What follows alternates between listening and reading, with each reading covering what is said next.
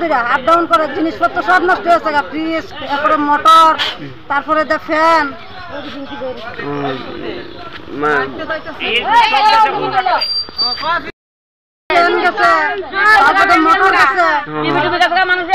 আমরা কারেন্ট না দিকে আমরা কারেন্ট দিয়ে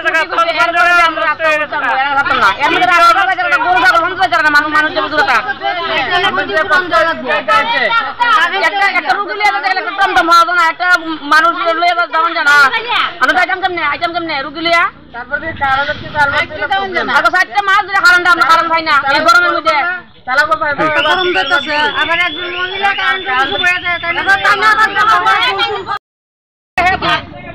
ফোন করলে তাই না মুখ খারাপ করে বসা দেয়।